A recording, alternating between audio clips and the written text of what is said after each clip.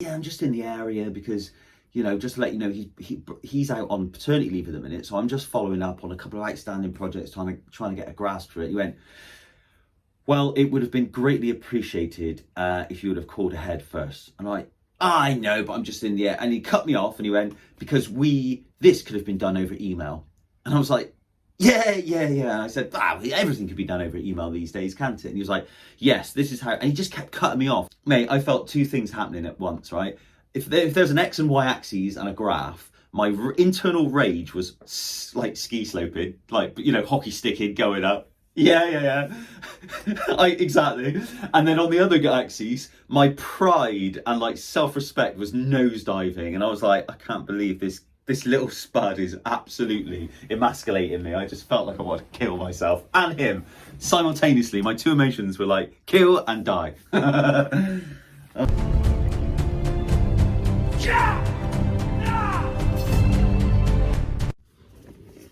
There we go. Whew. It's an absolute scorcher today. Oh dear. So, I had a little conversation earlier on with just a colleague of mine, actually, just another old sales colleague of mine, someone I've known for a long time, and we were kind of, I say reminiscing, or looking back on, we were just discussing basically the way that the sales world works these days and how things have changed since we were both doing it early days. So, oh yeah, okay. I guess, by the way, I'm a salesman. I work in sales, not a salesman.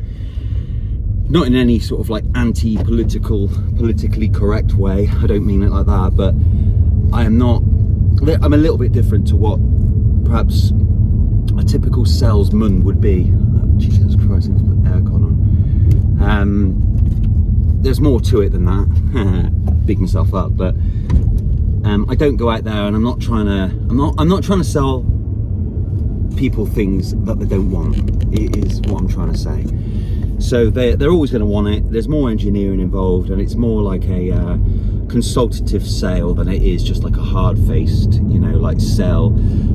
Telephone sales, door-to-door sales, car sales. It's not like that. So there's more to it. I'm not as hardened as those guys, but certainly the role that I've been doing for many years now has been, do you want something? Yes, I can provide that something for you. Let's start the quotation experience and the endless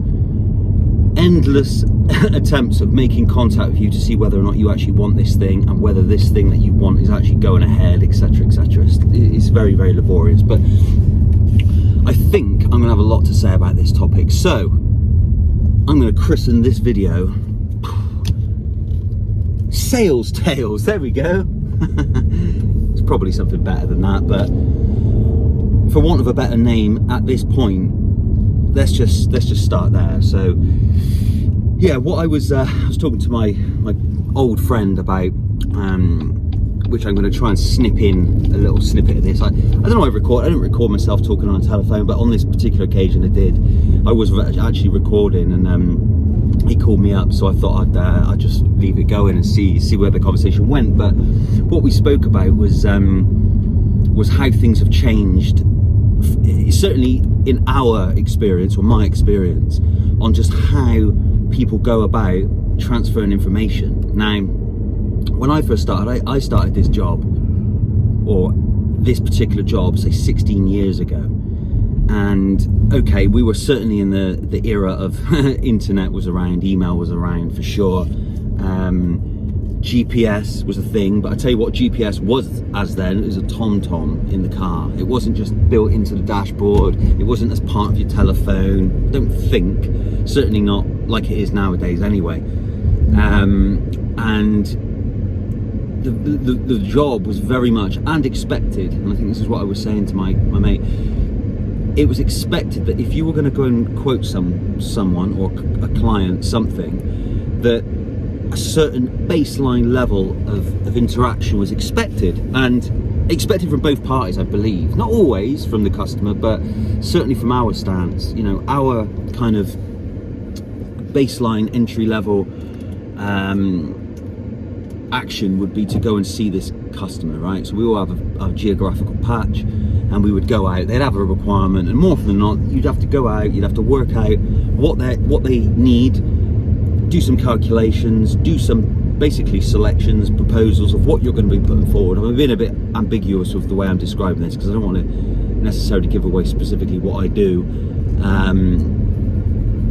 but you know, everyone's a salesman there's a lot of salesmen out there, so we'll leave it at that. I won't get into the industry that I'm in for obvious reasons, but so we would go and visit a client, and then we would do all these things, and then from that you'd have a bit of a window or an opportunity into being able to kind of, they call it build a relationship, but you know, that's a bit of an over, you know, that's exaggerating. That's a hyperbole if ever I've heard it. You don't build a relationship with anyone because, you know, you want something out of them, they want something out of you equally, but I suppose that is a relationship I'm talking about. Let's not overcomplicate this thing. But you would try to get something that is mutually beneficial for both, right? And in order to do that and get a bit of face time with these people, as a play on words, because I mean, we're kind of doing that these days in a completely different way, but you would go and you would sort of strike this up, and sometimes it would, you know, require going back a couple of times. You'd go back in, you'd talk things through, you'd work things out together, and so on and so forth. And I don't suppose if you can demonstrate that you are the most suitable person, the most technical, the most experienced, and obviously commercially a viable person for the project or the requirement, boom, happy days, you'll win. And it's been like that forever. Now, again, 15-16 years ago, when I started this whole path, there very much was the people that also, you got to think, I'm there as well, and I very much am a Gen Xer, literally on the cusp. I'm literally on the year change. So a Gen Xer, off the top of my head, I've read this before, is basically someone who has seen both pre-technology or digital age and the current digital age. So they have an appreciation of what things were like before and what things are like now. And it's that kind of jostling between the two that sometimes they struggle with, or you can use it to your advantage, you know, and you be like, okay, I know what it was like, and I know what it is like now, you know, so I like it. I think it's a good place to be, but what it does end up